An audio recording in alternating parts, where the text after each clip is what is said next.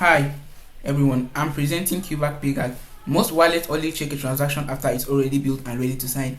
PayGuard takes a smarter approach. It's a local payment safety layer for Solana stable users. Before the wallet signature happens, PayGuard uses Tether's QVAC on device to analyze the full payment context. It reads invoices with OCR, checks trusted history with RAG, and uses local LLM reasoning to agently route every payment to one of these three paths: direct send, guarded payment, or block. This is PayGuard's dashboard. Now let's start with the safe payment. So right here we can see the USDT balance, USD balance, and SOL balance of the connected wallet right here, and you can disconnect, change, or copy the wallet address. And this is the current network, which is devnet. So let's try a new payment here. So first we are going to go on new payment, but before that, when we go to reception, we already see that I've added a new reception here, which you can add right here with just name and Solana wallet address. Then I've added reception here, name, save vendor. So I'm going to go to the dashboard and to new payment. We are going to choose this new reception here, save vendor, and enter the amount, let's say 3 USDT, and we click on continue. So what's happened right here is that it's analyzing our payment and is bringing out our payment history and using the RAG to compare it to see whether it's normal or not. And this is it performing risk analysis with local LLM. So let's wait for the verdict.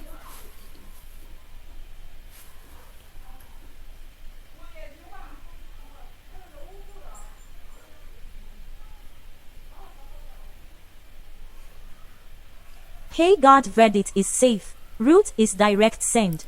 Okay, so the verdict is safe and the route is direct send. We can just direct this. As you can see here, the risk score is 0/100 and the reception name, amount, and direct send. So this is very secure. So we can just click on send right here and take us to our browser here, which we are just going to sign with Solflare, and quickly enter the password here. I'm going to approve. And the payment is successful. When we are back here, we see that the payment is successful. I can view this transaction in the Explorer or just go home.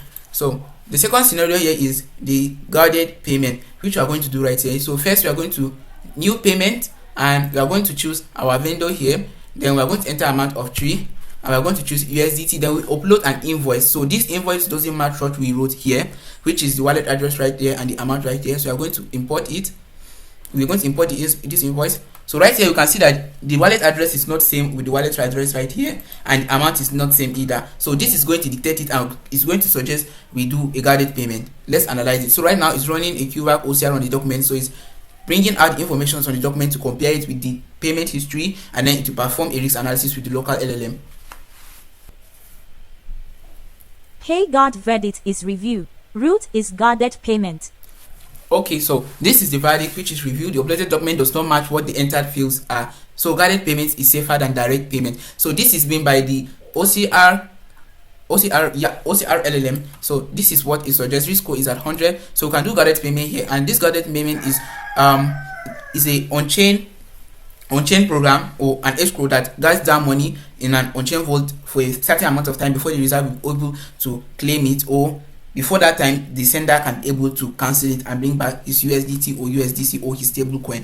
So let's set this date right here, and we just click on guarded payment. I'll be taken to our browser to sign this, so the money will be out of our account and to the escrow, and wait for the receiver and the time to receive it. So I'm going to just sign it right here, approve.